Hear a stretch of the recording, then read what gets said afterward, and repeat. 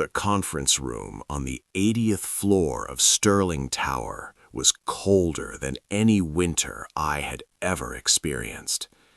The air was conditioned to exactly 18 degrees Celsius, Victoria's favorite setting. She always said the cold kept the mind sharp and the skin from aging. But I knew it was just the temperature that matched her heart. I sat across from a battalion of lawyers in black suits, vultures paid by the hour to pick at the remains of my life. In front of me lay a thick document bound in dark blue leather. Marriage Termination Agreement. The gold-embossed letters glittered ironically under the harsh white LED lights. The silence was so profound, I could hear the second hand of the lead lawyer's Patek Philippe ticking away. Tick, tick, tick. Every beat was another second gone from a marriage that had lasted 5 years. Victoria sat opposite me, but she did not look at me. She was busy admiring her left hand, the ring finger, where a simple white gold wedding band I had saved 3 months of my architect's salary to buy once sat, was now bare. Instead, her middle finger wore a pear-shaped pink diamond ring. It was obscenely large, and I knew exactly who had given it to her. Carter Vance, the Sterling family's sworn business rival. And now, my wife's public lover. Can we wrap this up quickly? Victoria's voice rang out, sharp as a knife cutting through crystal. She still didn't look up, just slightly rotating the ring to catch the light better. I have a lunch appointment at 1. The lead lawyer, a man named Marcus, with a smile practiced in a mirror, pushed the file towards me. Mr. Thorne, as discussed in previous mediation sessions. He paused, emphasizing the word mediation as if it were a joke. My client, Mrs. Sterling, agrees not to pursue civil liability for your mismanagement of the real estate projects. I almost laughed out loud. Mismanagement? I was the one who turned 3 abandoned buildings in Brooklyn into luxury apartments that yielded them 200% profit. But of course, my name never appeared on the ownership papers. I was just Victoria Sterling's husband, a walking accessory. In exchange, Marcus continued, his voice monotoned like a machine, you will leave this marriage with your existing personal assets. Which means 0, I said, my voice sounding low and calm, surprising even myself. Marcus shrugged, a fake gesture of empathy.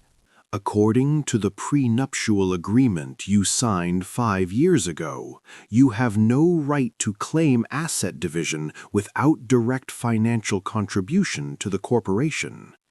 And your salary, he flipped a page, is calculated as living expenses covered by the Sterling family. They had calculated everything. They had turned 5 years of my labor into a round 0. I looked at Victoria. This time, she looked up.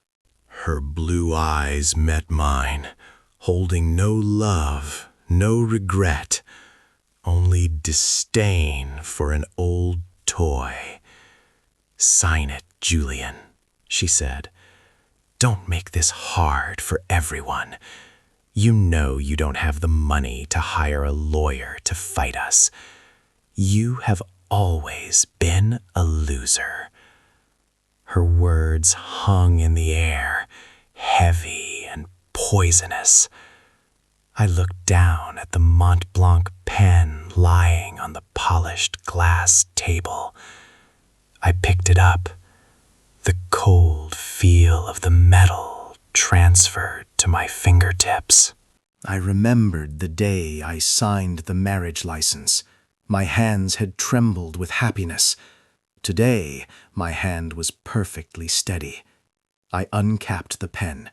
A small click echoed, sounding like the safety of a gun being released. I placed the pen on the bottom line. I signed my name, Julian Thorne. The strokes were decisive, strong, without a hint of hesitation. I closed the file and pushed it back towards Marcus. "It is done," I said. Victoria let out a breath as if shedding a 1,000-pound weight. She stood up immediately, the expensive leather chair sliding back with a soft hiss. "Good," she said, grabbing her Hermes bag. "Marcus will handle the rest. You have 24 hours to move out of the apartment." She thought she had just kicked a parasite out of her life. She thought she had won. I sat still, watching the automatic glass doors close behind her. Marcus gathered the files, threw me a pitying look, and hurried after his mistress. The conference room returned to its original deathly silence. It was just me and the vast New York City skyline outside the floor-to-ceiling windows. The city looked magnificent from this height. But it was also full of traps that arrogant people like Victoria never saw. I stood up, adjusting the lapel of my old suit. I had no assets. I had no home. I had no power. That was what they thought. But they forgot one thing. Architects are the best at finding cracks in the structure.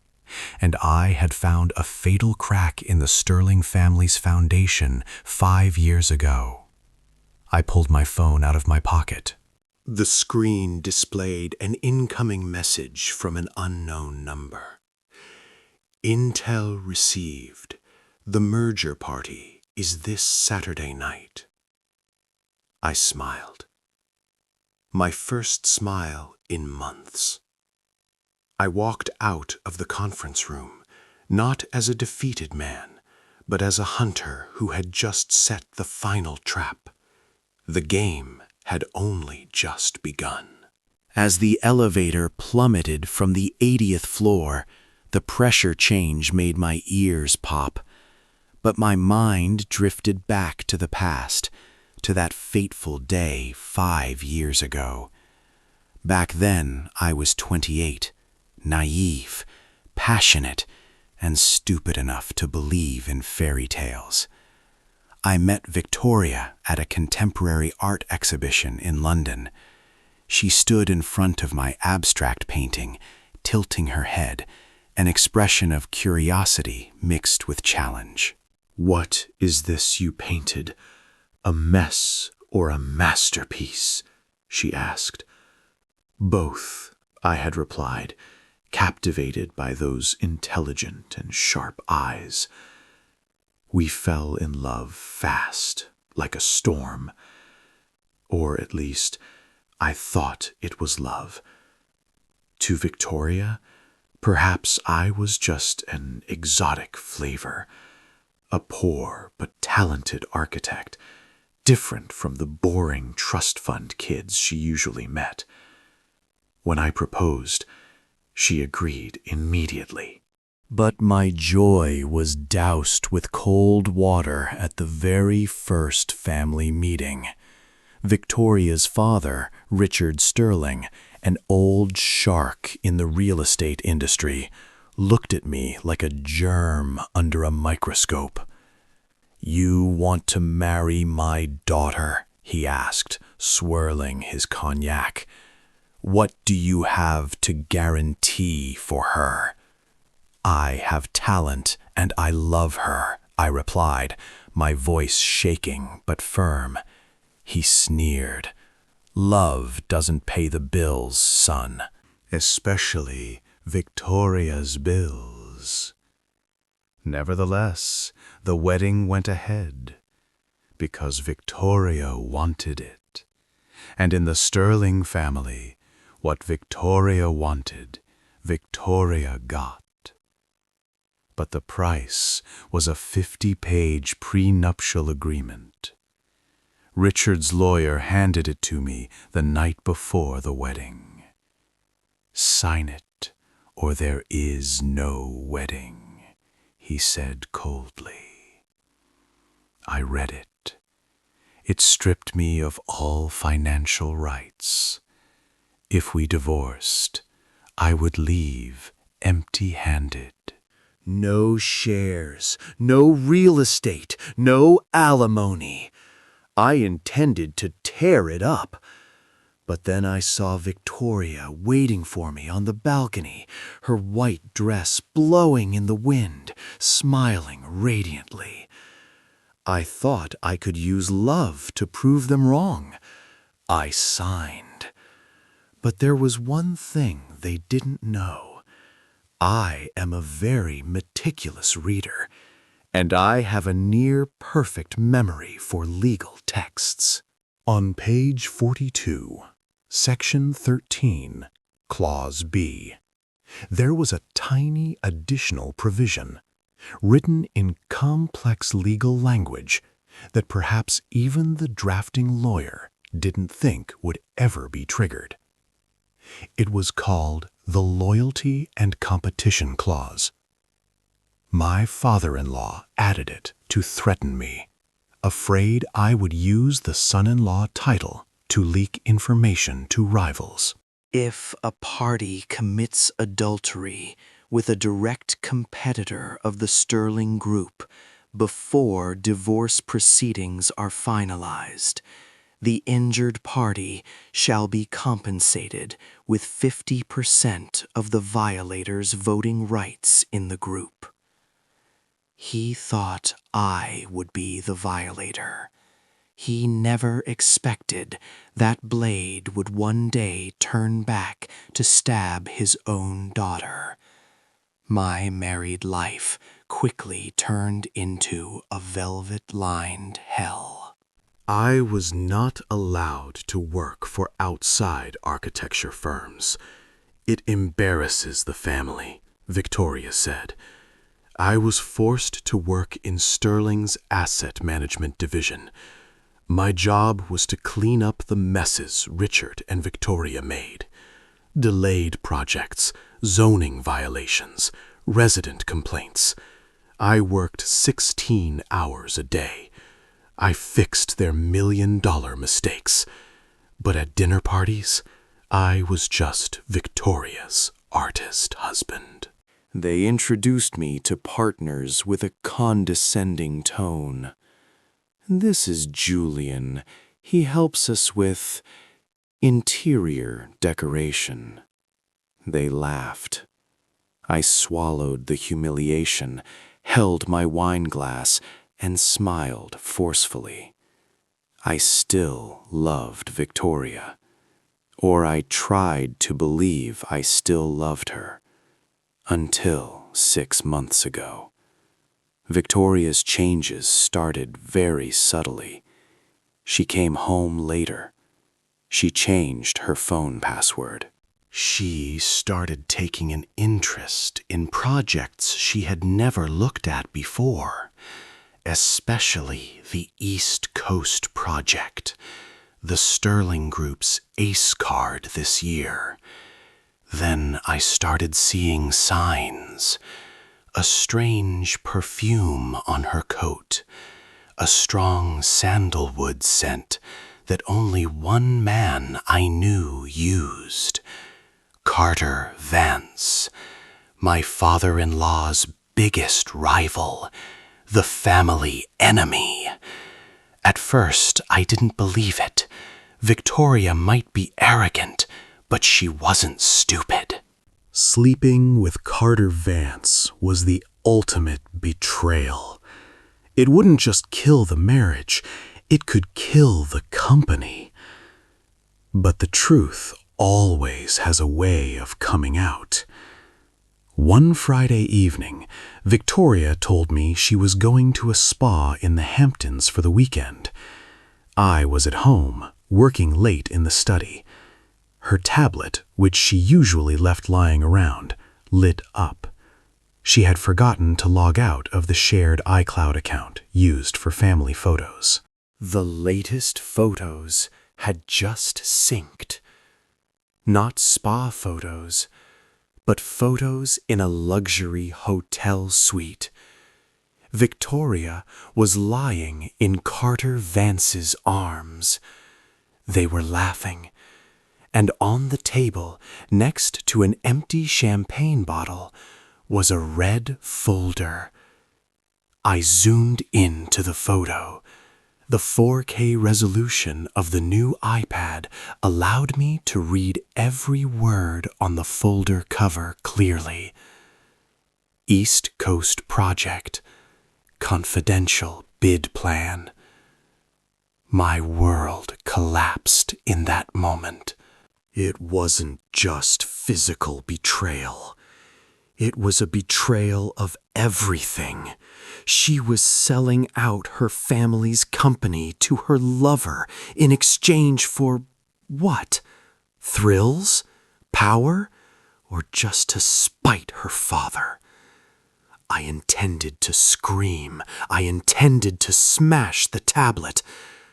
But then a cold calm invaded me. Like when I see a building about to collapse, I don't panic. I analyze the structure. I remembered the prenuptial agreement. Page 42, Section 13, Clause B. Adultery with a direct competitor. My heart started pounding, not from pain, but from the adrenaline of an opportunity. I copied all the images.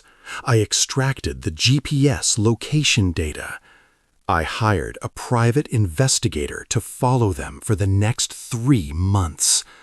I collected videos, recordings, hotel receipts. I had enough evidence to bury both of them. But I didn't do it immediately. I waited. I knew what they were plotting. Carter Vance wanted to swallow the Sterling Group through a disguised merger, and Victoria, in her blind love haze, was handing her father's empire to him. They needed me gone before the merger was announced to avoid legal complications. That was the reason for the divorce signing today. They forced me to sign quickly, urgently, accepting to leave empty-handed. They thought I was an obedient lamb. I walked out of Sterling Tower, merging into the crowded stream of people on Fifth Avenue. The winter wind slapped my face cold, but I didn't feel the chill. In my suit pocket, next to the phone full of evidence, was a jet-black invitation card I had stolen from Victoria's secretary's desk this morning. Sterling and Vance Merger Gala. Time, 7 p.m. Saturday. Location, the Plaza Hotel Grand Ballroom. That would be their stage. They would raise a toast to victory. They would announce their destined love. And I would be there, not to wish them well, but to trigger the detonator I had buried for 5 years. I hailed a yellow taxi. "Where to, sir?" the driver asked. I looked through the car window, up at the skyscraper where Victoria sat at the peak of fame. "To the old tailor shop in Queens," I said. I needed to prepare my best suit. Because when you attend the funeral of an empire, You need to dress accordingly. 7 p.m. Saturday. The Plaza Hotel glowed like a gold-plated jewel in the heart of Manhattan. Limousines lined up in a long queue in front of the main lobby. Women in haute couture gowns stepped out, sparkling like stars. Men in hand-tailored tuxedos exuded the scent of money and power. I stood across the street, huddled in the shadow of a bus stop. I adjusted my shirt collar. I had this suit made 6 years ago, when I just graduated. It wasn't expensive, but it fit perfectly. And more importantly, it was clean, not stained by the Sterling family's charity. I took a deep breath, feeling the cold metal of the USB drive in my breast pocket. That was my weapon. I crossed the street, walking straight towards the shiny bronze revolving doors. The doorman recognized me. He froze, a look of confusion crossing his face for a split second. "Mr. Thorne?" he stammered. I didn't think you were on the guest list tonight." I pulled the jet black card from my inner pocket. "Check again, Tom," I said gently, smiling at him. "My wife, no, my future ex-wife, surely wants me to witness this glorious moment." Tom took the card, scanning the QR code. The green light turned on. Of course, they hadn't had time to delete my name from the VIP guest list programmed last month. Or perhaps they were arrogant enough to think I wouldn't dare show my face. "Please come in," Tom said, avoiding my eyes. I walked into the grand lobby. Immediately, I was assaulted by a wave of sound and light, the sound of crystal glasses clinking, the buzz of laughter and chatter like a broken beehive, the heavy scent of white lilies, Victoria's favorite flower, mixed with expensive champagne. My appearance was like a drop of black ink falling into a glass of white milk. At first, only a few people near the entrance noticed. They whispered. They pointed. Then the news spread like wildfire. "Is that Julian? What the hell is he doing here? Shameless. Just got kicked to the curb and still dares to come back begging." I heard it all, word for word. They dug into my flesh, but they caused no pain anymore. I walked straight to the bar, ordering a sparkling water. I needed absolute sobriety. From this position, I could observe the entire room. In the center, under the giant crystal chandelier, were Victoria and Carter. They looked like the king and queen of the night. Victoria wore a bright red silk dress, boldly slit, showing off her endless legs. The pink diamond ring on her finger caught the light, sparkling defiantly. Carter stood beside her, his arm around her waist possessively.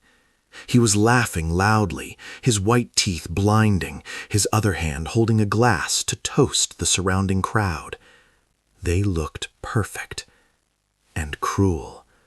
They were celebrating over the corpse of my marriage.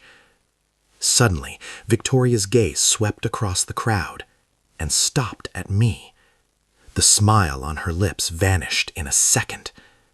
She said something to Carter. He turned to look at me, raised an eyebrow, Then the smirk returned to his lips. They separated from the crowd and walked towards me. The crowd automatically parted to the sides, creating a path for the power couple. I didn't move. I stood still, holding my water, waiting. "Well, well," Carter's voice rang out, loud and resonant, enough for those standing nearby to hear. "Look who it is, our unemployed architect." He patted my shoulder. A condescending pat, acting superior. "Julian, I have to commend your bravery. Or is it stupidity?" Victoria stood beside him, arms crossed, looking at me with pitying eyes. "What are you doing here, Julian?" she asked, her voice filled with disgust. "Planning to beg my father for the site supervisor job again? Or are you here to pack some leftovers?" Giggles erupted from the people around. Marcus, the lawyer, was also standing nearby, shaking his head in dismay. I looked at Victoria, looked deep into her eyes. I searched for something remaining of the woman I once loved, but there was nothing. Only calculation and greed. "I came to congratulate," I said, my voice calm. "Congratulate the merger, and congratulate your new love." I raised my water glass. "Heard you two have been together "For quite a while, haven't you?"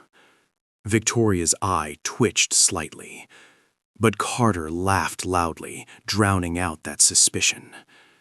"You know, Julian," he leaned close to my ear, whispering, "true love always finds a way, even if it has to clear a few obstacles." He stepped back, winking at me. "Just enjoy the party.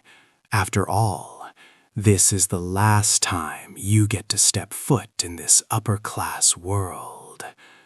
Let's go, darling." He pulled Victoria's hand. "Your dad is about to speak." They turned and walked towards the main stage. I watched their backs. Laugh all you want. Enjoy your final moments on the throne, because the clock is counting down. I looked up at the wall clock. 7:30 p.m. It was time. I placed the water glass on the bar counter. I slipped my hand into my pocket, touching the USB drive. I didn't walk towards the exit. I walked towards the sound and light control room, hidden behind the velvet curtain in the corner. The sound technician was a young guy, busy texting. I walked in, pulling out a $100 bill. "I have a surprise congratulatory video from the groom's family," I lied without blinking. "Mrs. Sterling wants it played right after Mr. Richard finishes his opening remarks." The young guy looked at the bill, then at me. My suit was old, but my demeanor was confident enough for him not to suspect.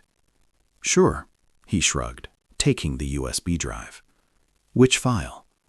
"The file named The Truth," I said, "projected on the biggest screen." I returned to the main hall, choosing a spot right next to a marble pillar where I could see the stage clearly but wouldn't be hit by the spotlight. The lights in the room began to dim. The music lowered. A spotlight beam shone straight onto the stage. Richard Sterling stepped onto the podium, arms raised high to receive the enthusiastic applause. He looked majestic, authoritative. But I knew beneath that shell was a man who feared failure more than death. "Ladies and gentlemen," his voice boomed through the speakers, "tonight is a historic night!" My heart started beating faster.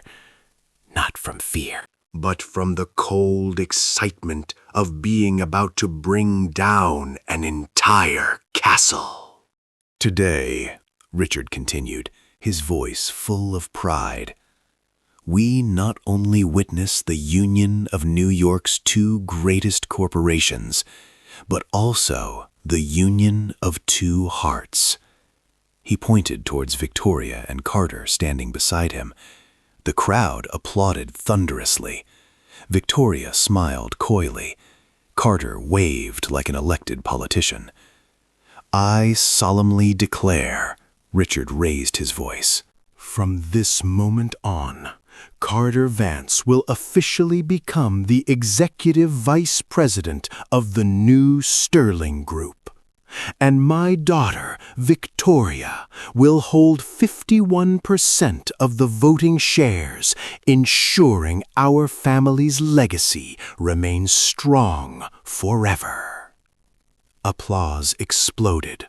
Wine glasses were raised. This was their most glorious moment. And my perfect timing.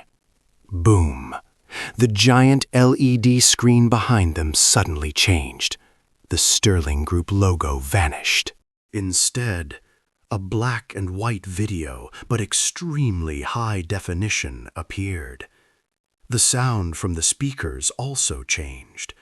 No more symphonic music, but the sound of flirtatious laughter. The entire auditorium fell silent in an instant. Every eye turned to the screen. On it, the image of Victoria and Carter cuddling in a hotel room appeared vividly. The date and time displayed in the corner, August 15th, 3 months ago. At that time, Victoria and I were still legally husband and wife, and no divorce petition had been filed. What the hell is this? Carter screamed, his face drained of blood. Turn it off! Turn it off now! Victoria shouted, rushing towards the technician. But the video kept playing. It switched to a close-up shot of the East Coast Project folder. Victoria's voice rang out from the speakers, clear and undeniable.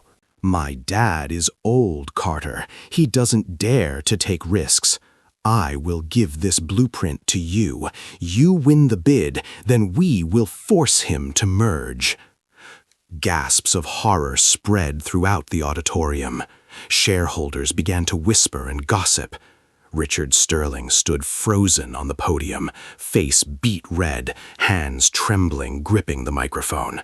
He turned to look at his daughter. His gaze was not of anger, but of the collapse of trust. His daughter hadn't just committed adultery. She had sold him out. Just then, I stepped out of the shadows. I walked up the stairs leading to the stage. The sound of my shoes hitting the wooden floor was the only distinct sound amidst the chaos. Turn that off, Richard roared at me. What kind of game are you playing, Julian? I didn't answer him. I signaled the technician. The screen switched to another image. A legal document. Page 42 of the prenuptial agreement. Clause 13B was zoomed in, underlined in bright red. If a party commits adultery with a direct competitor, the injured party shall be compensated with 50. And according to the contract clause that Mr. Richard here drafted himself 5 years ago, I turned to look at Victoria, who was standing trembling beside Carter. Her beautiful face was now distorted with fear. I hereby announce the activation of the penalty clause. Because our divorce petition was only signed 3 days ago and there is no final court ruling yet, This act of adultery took place during a legal marriage. I looked straight into Carter Vance's eyes. That means 50% of the shares Victoria was just awarded now belong to me. Carter stepped back, crashing into a wine table, sending glasses shattering. "You're lying," he hissed. "Where is the lawyer? Marcus!" Marcus, the family lawyer, was standing below the stage, sweating profusely. He was scrambling to check documents on his phone. Then he looked up, face pale white, nodding weakly at Richard. It is the truth, sir. That clause exists." The entire auditorium held its breath. I looked down at the crowd, the people who were mocking me just moments ago. Now they looked at me with terror and awe. I held the largest voting rights in this room. I turned to Richard. And as the shareholder with the largest voting power at this moment, I said, articulating every word, I veto this merger. Furthermore, I demand an emergency board meeting on Monday morning to review Mrs. Victoria Sterling's leadership eligibility for revealing trade secrets. Victoria collapsed to the floor, sobbing. Not from remorse, but because she knew she had just lost everything. Carter looked at her with disgust, then turned to leave. "Don't leave so soon, Carter," I called after him. "The Economic Crimes Unit is waiting for you at the back door for bid rigging. I sent that video to them this morning." Carter froze, eyes wide, staring at me. He realized he had fallen into a perfect trap. I placed the microphone on the podium. A thud echoed like a judge's gavel pronouncing a sentence. I didn't need to say anything else. My silence was the most brutal punishment. I walked down from the stage. The crowd automatically parted, this time not out of contempt, but out of fear. No one dared to look me in the eye.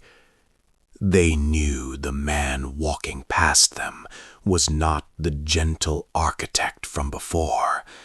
It was someone who had endured long enough to sharpen his blade. I walked straight to the main door. The night wind rushed in, carrying the breath of freedom. "Julian, wait!" The sound of high heels clattering behind me. I stopped, but didn't turn my head. Victoria ran in front of me, mascara smeared on her cheeks, hair disheveled. She grabbed my sleeve. "Julian, please," she sobbed. "We can negotiate. I was wrong. I was tricked by him. You still love me, right? We can start over. You will have shares. You will have power. Dad will accept you."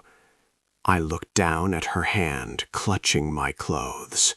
The hand wearing Carter's crude pink diamond ring. I gently pried her hand off. "You are mistaken, Victoria," I said gently. "I didn't do this to get back with you. I also don't need the Sterling family's shares or money." She looked bewildered. Then what do you want?" "Justice," I replied, "and to teach you a lesson that not everything you want you can take."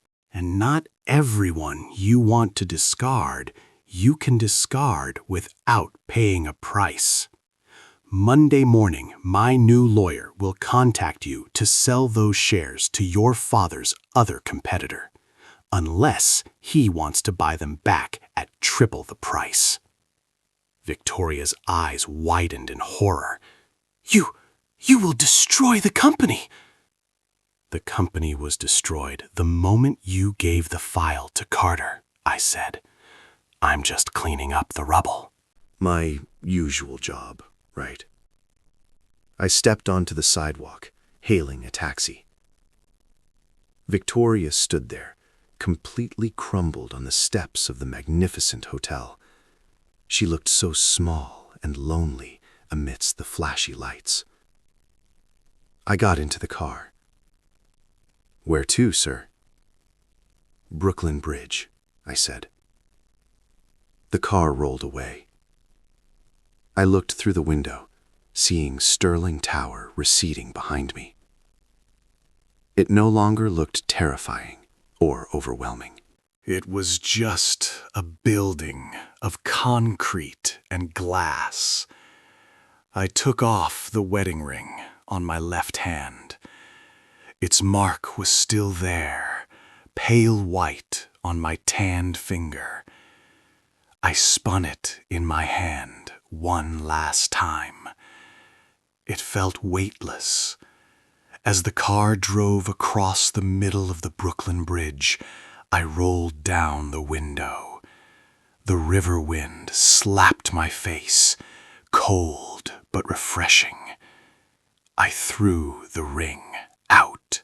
It drew a small silver arc in the dark night, then vanished into the black water below. No sound, no regret. I leaned back in the seat, closing my eyes. Tomorrow, I would start over. I would open my own architecture firm. I would draw my own designs, and my name would be on them. Julian Thorne.